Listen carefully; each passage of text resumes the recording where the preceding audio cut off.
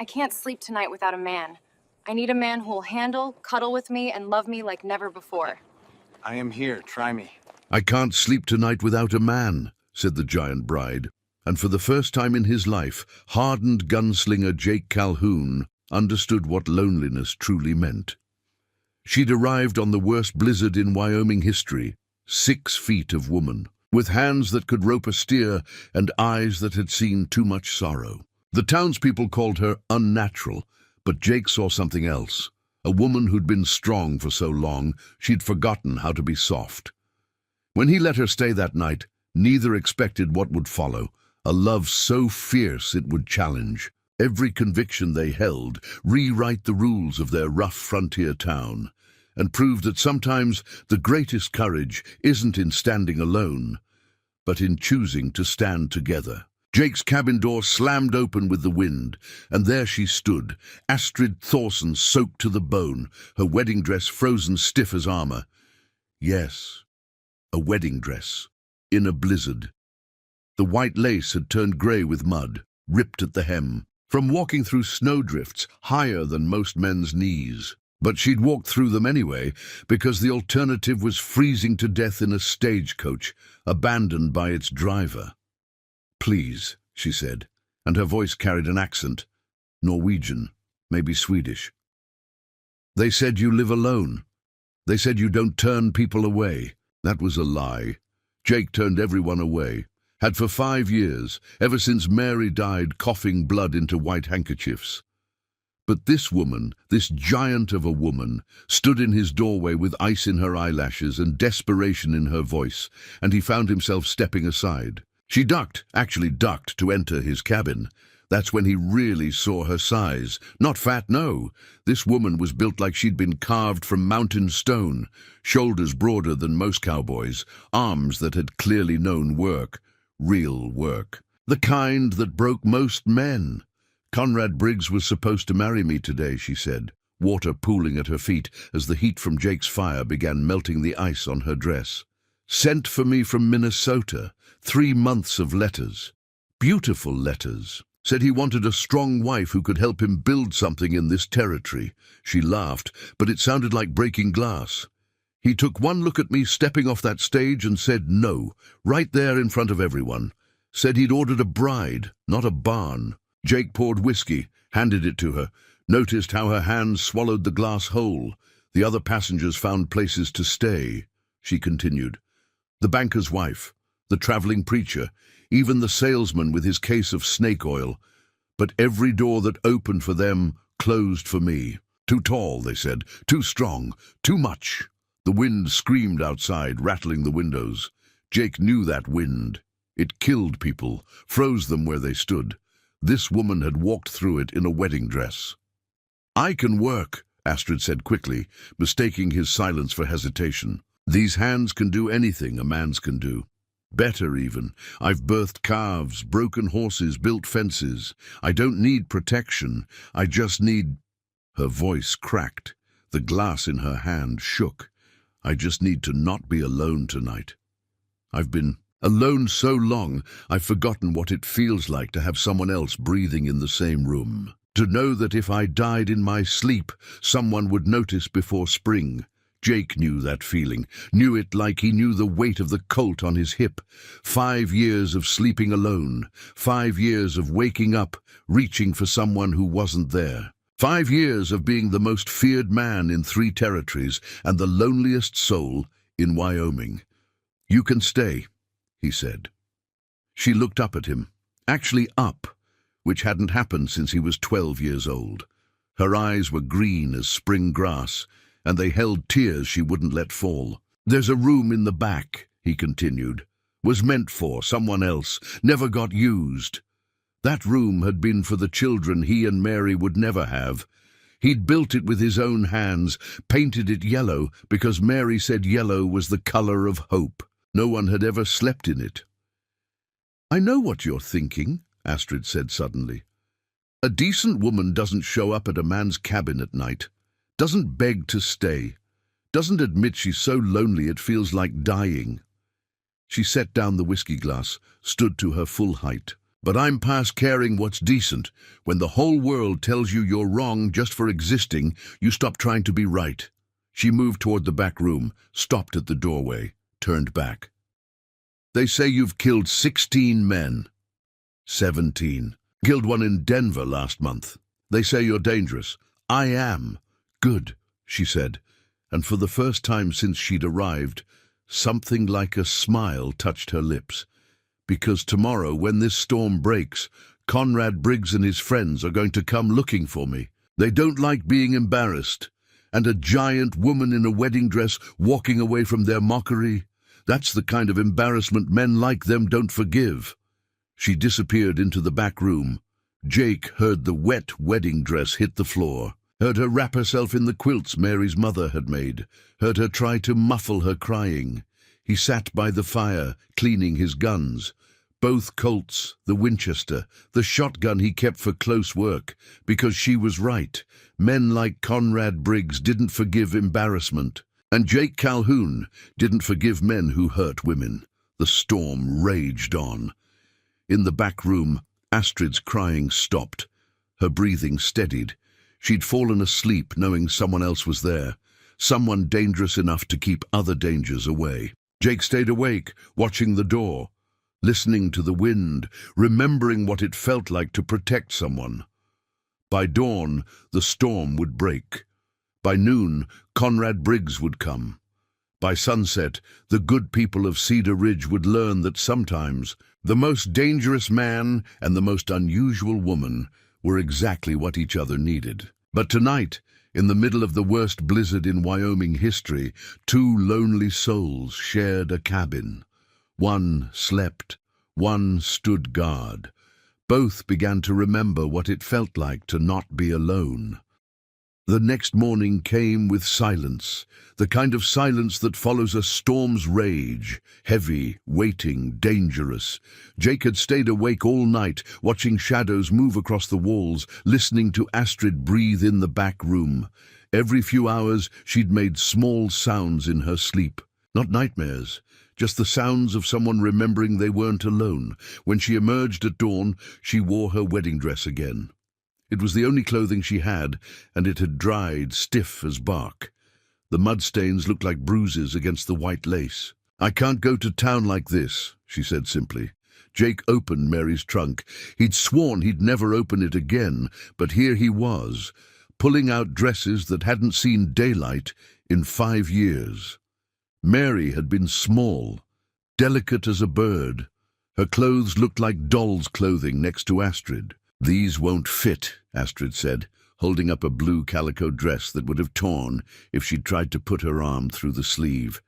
"No, but the fabric's good." Jake pulled out his knife. "Cut them up. Sew them together. Make something that fits." Astrid stared at him. "You want me to destroy your wife's dresses?" Mary would have wanted them used, not worshipped.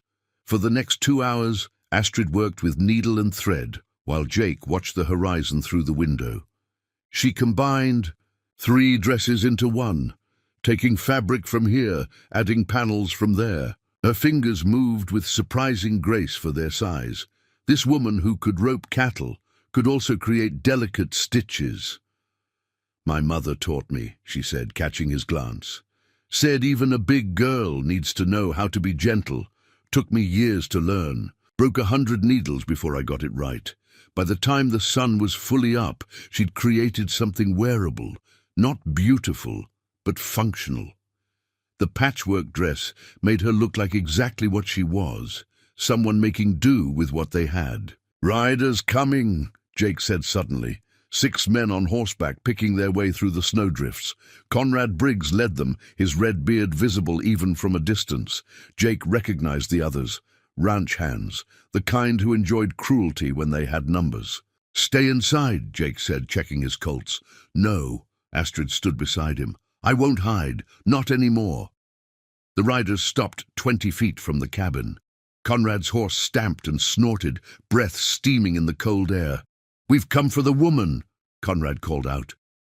His voice carried the confidence of a man who'd never lost a fight he'd picked carefully. She took money for passage, contractual obligation. She comes with us or we take her. Jake stepped onto the porch, both hands visible but near his guns. Lady says she's staying, Conrad laughed. Lady?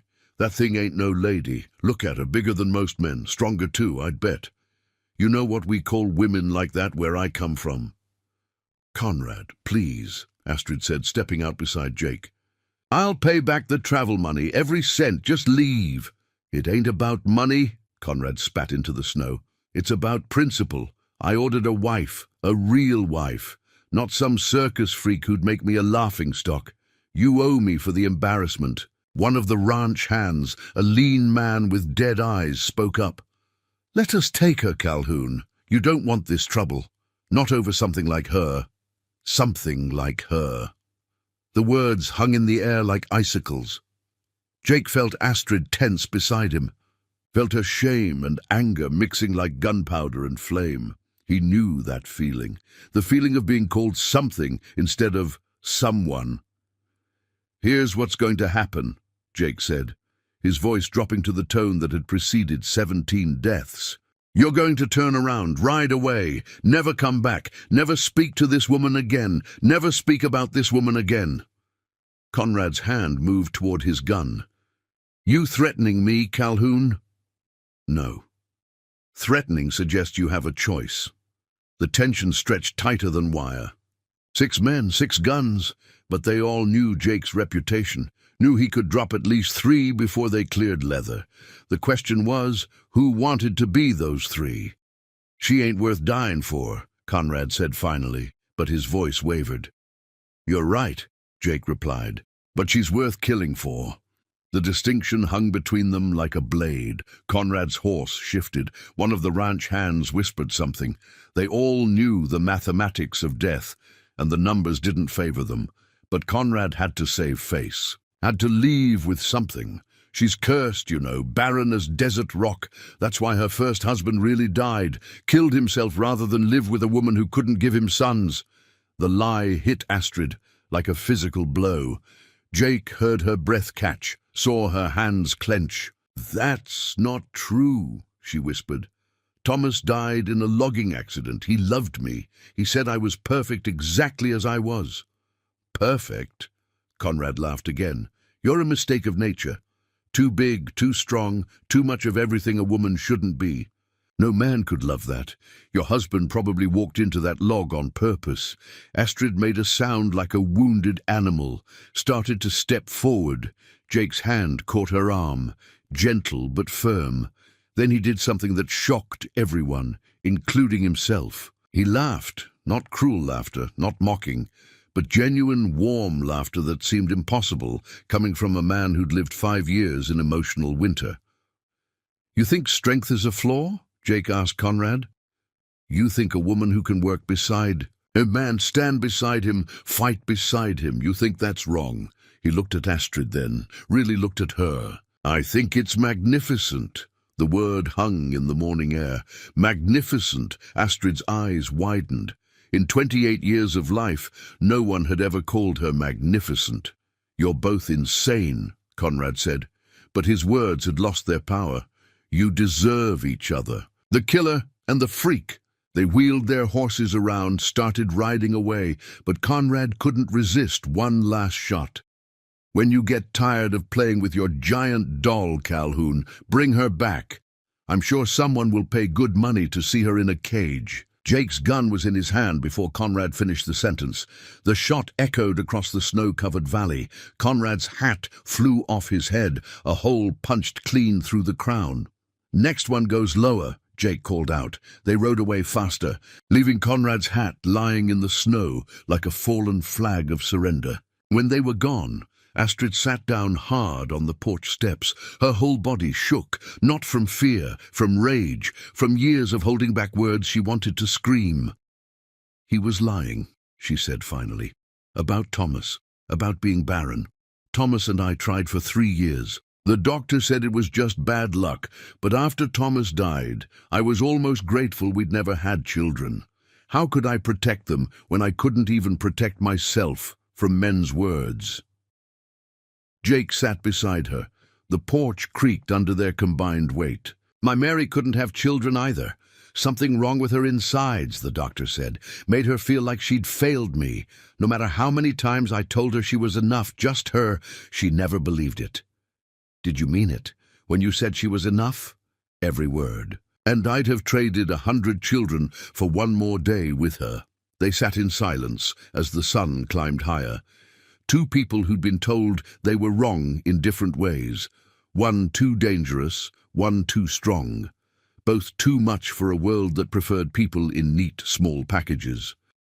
That afternoon, the town of Cedar Ridge got its first look at them together. Jake needed supplies, and Astrid refused to hide in the cabin like something shameful. They walked down Main Street side by side, and every conversation stopped. Every curtain twitched. Every door that had been open suddenly closed. Astrid wore the patchwork dress she'd made from Mary's clothes. In daylight, the different fabrics were more obvious. Blue calico here, yellow gingham there, white cotton connecting them like hope, stitching together loss. She walked with her shoulders back, but Jake saw the tiny flinch every time someone stared. At the general store, Mrs. Henderson, the owner's wife, took one look at them and dropped a jar of preserves. It shattered on the floor, spreading sticky sweetness across the boards like blood. I'll pay for that, Jake said quietly.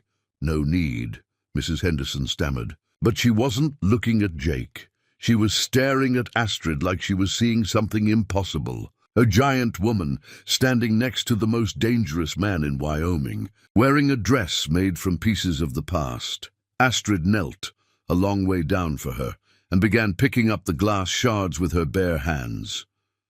Don't, Mrs. Henderson said sharply. You'll cut yourself. I've been cut before, Astrid replied, continuing to gather the sharp pieces. Hands this big are hard to damage. She said it matter-of-factly, but Jake heard the years of pain underneath. How many times had she been told her hands were too large, too rough, too capable? When they left the store with their supplies, flour, beans, ammunition, and fabric, Astrid insisted on paying for herself. A group of children followed them. They whispered and pointed until one brave boy, maybe 8 years old, ran up to Astrid. Are you a giant? He asked with the honest curiosity only children possess. Astrid stopped, looked down at him. For a moment, Jake saw her consider all the cruel responses she'd heard over the years. Then she smiled, a real smile that transformed her face.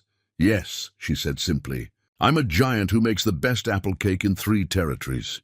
If your mother allows it, come by Mr. Calhoun's cabin tomorrow, and I'll prove it. The boy's eyes went wide. He ran back to his friends, and Jake heard him say, She's a nice giant. It was probably the first time anyone had put nice and giant together when describing her.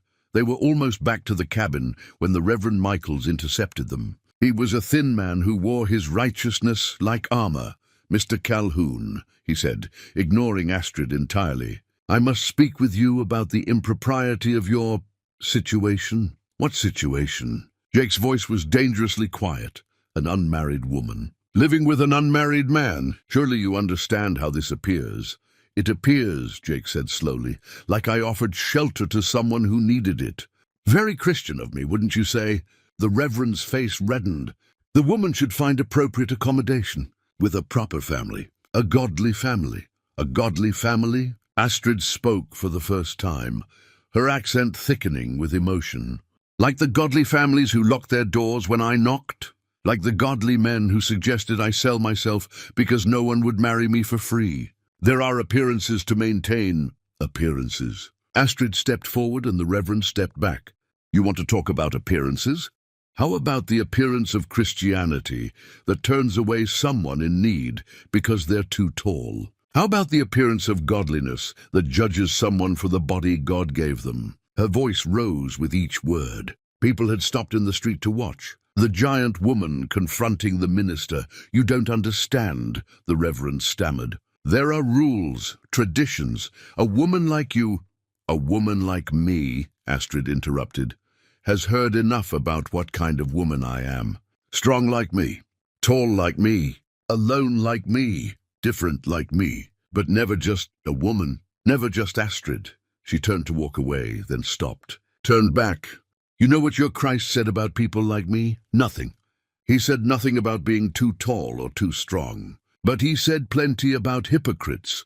They left the Reverend standing in the street, mouth opening and closing like a landed fish. Back at the cabin, Astrid collapsed in a chair and put her head in her hands. I shouldn't have said that. Now they'll hate us both. They already hated me, Jake said, pouring whiskey. At least now they have company to hate me with. She looked up at him through her fingers. Why don't you care? What they think? Jake was quiet for a long moment, looking out the window at the mountains. Mary used to care. Cared so much it ate her up inside. Every Sunday, sitting in that church, listening to women whisper about how she couldn't give me children. Every trip to town, seeing pity in their eyes. She cared until caring killed her faster than the consumption. He turned back to Astrid. After she died, I stopped caring about anything. Became what they expected, dangerous, distant dead inside. But then you showed up in a frozen wedding dress, asking to not be alone, and I remembered what it felt like to give a damn about something. Astrid stood up, crossed to him. This close, he had to look up slightly to meet her eyes. I scare you, she said. It wasn't a question. Yes, why? Because you make me want things I'd convinced myself I'd never want again. Safety for someone else. Mornings that matter. A reason to come home instead of looking for the bullet with my name on it. She reached out slowly, like she was approaching a spooked horse, and touched his face. Her hand was massive against his cheek, but gentle as falling snow. Thomas used to say, I was too much woman for one man to handle, she whispered. But maybe that's because I was meant for a man who was too much for the rest of the world to handle. Before Jake could respond, they heard horses. Lots of them. He grabbed his rifle, looked out the window. What is it? Astrid asked. Conrad's back. With about 20 men this time. Astrid moved to the window and her face went white. Not from fear, from recognition. That's not just Conrad's men, she said. That's the marshal from Cheyenne. The one with the gray hat. Marshal Daniels. Her voice dropped. Conrad's uncle. Jake checked his ammunition. 20 men. Even he couldn't face those odds. Not and keep Astrid safe. There's a back door, he said. Take the horse and... No. Astrid, no. She picked up the shotgun Mary had used for hunting. Checked it with practiced efficiency. I've run my whole life. From people's words, from their looks, from their judgment. I'm done running. She looked at him then. And Jake saw something he'd only seen in the mirror. Someone who decided dying on their feet was better than living on their knees. Besides, she added with a grim smile, where would I run? There's nowhere in this territory for a giant woman to hide. The horses stopped outside. Marshal Daniels' voice carried through the door. Jake Calhoun, this is the law. You're harboring a woman who broke a legal contract. Send her out or we're coming in. Jake looked at Astrid. She nodded. Together they stepped onto the porch. 20 men with 20 guns. The marshal in front, badge glinting in the afternoon sun. Conrad beside him, smirking. There's no broken contract, Jake called out. Lady changed her mind. That's her right. Not when money changed hands, the marshal replied. She took payment for passage. That makes it a legal agreement. I'll repay it, Astrid said. With what money? Conrad laughed. You don't have anything but the rags you're wearing. That's when Jake did something that surprised everyone, including himself. He pulled out a leather pouch from his jacket, heavy with gold coins. His entire savings. Everything he'd kept for the day when living became too hard. This covers her debt, he said, tossing it to the marshal. Plus interest. Plus damages to Mr. Briggs' delicate feelings. The marshal caught the pouch, weighed it in his hand. It was more than enough. More than Conrad had probably seen in his lifetime. But Conrad's face had gone red. It ain't about money anymore, Uncle. She insulted me publicly, made me look like a fool. You did that yourself, Astrid said quietly. The marshal looked at the gold, then at his nephew, then at Jake and Astrid standing together on the porch. 20 guns against 2 people, but something in the air had shifted. Maybe it was the way Astrid held that shotgun like she knew how to use it. Maybe it was Jake's reputation, Or maybe it was something else, the sight of two outcasts refusing to break. "The debt's paid," Marshal Daniels said finally. "Legal matters settled." "Uncle!" Conrad's voice cracked like a teenager's. "You can't just—" "Yes, I can. And I am." The marshal turned his horse around. "Men, we're leaving!" But Conrad wasn't done. His hand went to his gun. "If the law won't give me satisfaction, I'll take it myself." Time slowed down the way it always did before violence. Jake saw Conrad's hand move, saw Astrid step forward, putting herself between Jake and Conrad's gun, saw her massive frame that had been mocked and rejected and called unnatural doing what it had always been meant to do, protecting someone she cared about. The shot was impossibly loud. But it wasn't Conrad's gun that fired. It was the marshal's. Conrad's pistol flew from his hand, his scream cutting through the air as he clutched his bleeding fingers. "You draw on an unarmed woman," Marshal Daniels said quietly. "You're no nephew of mine. Get out of this territory. Don't come back." As the riders dispersed, Conrad cradling his wounded hand, the marshal lingered. Looked at Astrid, really looked at her for the first time. "Your husband," he said. "Thomas Thorson. I knew him. Good man. Talked about you all the time. Said you were the strongest person he'd ever met. Not just your body, your spirit." He touched the brim of his hat. He was right. When they were alone again, Astrid dropped the shotgun and fell to her knees in the snow. Not from weakness, from relief, from the weight of years of armor finally being allowed to fall. Jake knelt beside her, and she collapsed against him. This giant woman who'd never been allowed to be fragile, sobbing into his shoulder. "You stepped in front of me," he said into her hair. "You were ready to take a bullet for me. You gave everything you had to pay my debt," she replied through her tears. "Everything. Not everything." He pulled back, looked at her face, tear-streaked and beautiful. "I've still got this cabin, this land, and if you'll have me, I've got a future that doesn't involve dying alone." She laughed through her tears. "Jake Calhoun, are you proposing?" "I'm saying that a killer and a giant might be exactly what this territory needs. Someone has to show them that different doesn't mean wrong." 3 months later, when spring had turned the valley green, they were married in Jake's cabin. Not in the church. Reverend Michaels had refused to perform the ceremony. But the traveling preacher who'd shared Astrid's stagecoach that snowy night had returned. He'd heard the story of the giant bride and the gunslinger, and he'd come to see for himself. The only witnesses were the 8-year-old boy who'd asked if Astrid was a giant, and his mother, who'd become Astrid's first friend in town after tasting that famous apple cake. Astrid wore a new dress she'd made herself, using the fabric she'd bought that day in town. It fit her perfectly. Every inch of it acknowledged who she was. Tall, strong, magnificent. Jake wore his best shirt and left his guns in the cabin. For the first time in 5 years, he didn't need them. He had something better than weapons. He had someone worth living for. "Do you, Jake, take this woman," the preacher began. "I take all of her," Jake interrupted. "Every inch, every pound, every story, every scar, all of her." Astrid's eyes filled with tears. "And do you, Astrid, take this man?" "I take him," she said. "The dangerous parts and the tender parts, the broken parts and the healing parts, all of him." When they kissed, Astrid had to bend down, and Jake had to reach up, and the 8-year-old boy laughed. Not cruel laughter, but the delighted laugh of seeing something wonderful and unusual. 5 years later, that cabin had grown into a proper house. The small ranch had become one of the most successful in the territory. Not because Jake was feared, though he still was. Not because Astrid was strong, though she still was.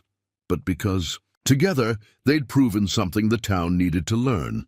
That love doesn't come in one size. The children of Cedar Ridge grew up with a different story than their parents had learned. They grew up seeing Astrid lift hay bales and bake delicate pastries with the same hands. They saw Jake teach their sons to shoot and their daughters to defend themselves. They saw two people who should have been wrong for each other create something absolutely right.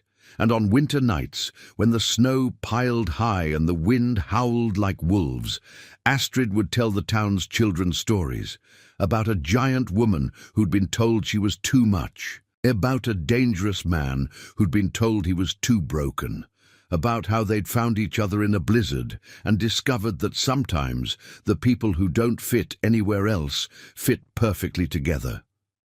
The children would always ask for the same ending, and Astrid would always give it to them, and they lived happily ever after. Not because life was easy, but because they faced it together, and together they were exactly enough. Years passed. The town changed. People who'd once crossed the street to avoid them began nodding in greeting.